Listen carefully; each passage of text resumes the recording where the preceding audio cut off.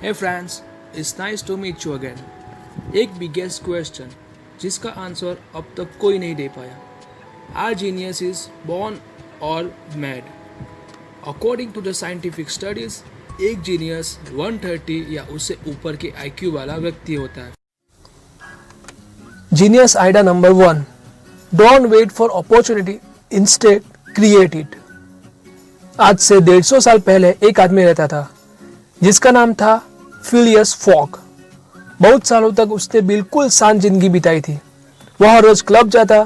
रोजाना फॉक अपने घर से ठीक 11:30 बजे निकलता था. फिर वह 576 कदम चलकर क्लब पहुंचता था.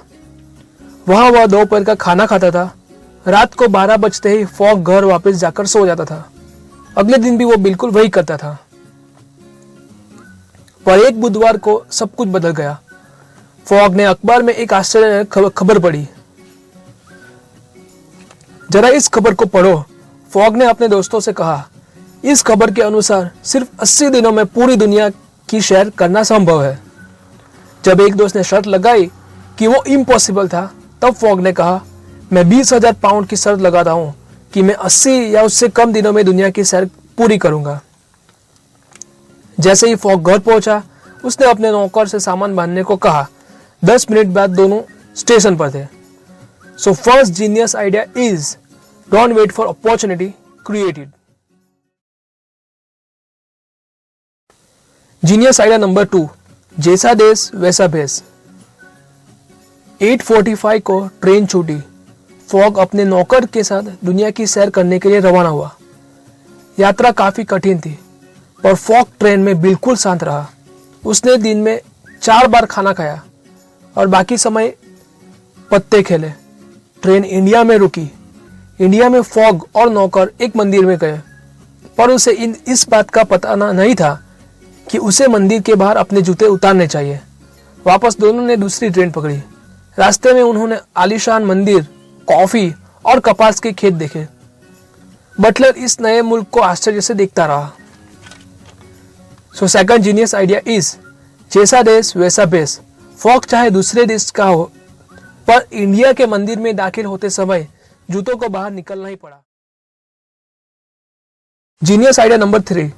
Problems are everywhere, focus on solutions. तीसरे दिन के सफर के दौरान ट्रेन अचानक रुक गई. नौकर गुस्से हुआ, लेकिन फॉक बिल्कुल भी चिंतित नहीं हुआ.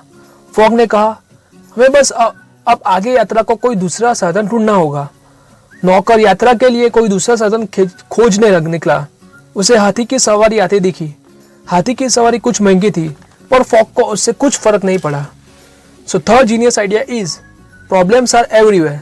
ट्रेन का अचानक से खराब होना एक प्रॉब्लम थी, पर फॉक ने सॉल्यूशन पर ध्यान दिया और हाथी की सवारी ले ली. Genius idea number 4. Nothing is impossible when you are determined and focus. 2 दिन तक हाथी की सवारी करने के बाद उन्होंने सैन फ्रांसिस्को जाने वाला जहाज पकड़ा. पैसिफिक को पार कर न्यूयॉर्क पहुंचे. इंग्लैंड जाने का जहाज सिर्फ 45 मिनट पहले ही वहां से छूट चुका था, लेकिन उन्हें एक जहाज मिला. वह जहाज फ्रांस जा रहा था, लेकिन पैसे देकर फॉग ने कप्तान को जहाज की दिशा बदलने को कहा. लेकिन तभी जहाज के कप्तान ने कहा, बॉयलर में जलने वाला कोयला खत्म होने का आया है. एक बार फिर फॉग ने अपनी नकल से लोगों को आश्चर्य में डाला. पहले दिन जहाजियों ने जहाज का ब्रिज को काटकर बॉयलर में जलाया. दूसरे दिन कैबिन को और फिर जहाज के डेक को जलाया. अंत में जहाज इंग्लैंड पहुंच गया. जहाज लिवरपूल पर रुका और वहां से फॉग और उसके नौकर ने एक ट्रेन पकड़कर लंदन पहुंचा और अपनी शर्त जीत गया. So fourth genius idea is nothing is impossible.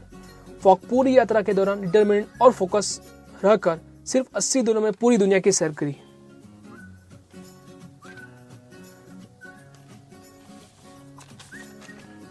Friends, I hope you like the video. अगर आपको हमेशा हंसते रहना है तो मेरे दूसरे चैनल बी फनी को जरूर सब्सक्राइब करें. लिंक डिस्क्रिप्शन बॉक्स में है. And thanks for watching.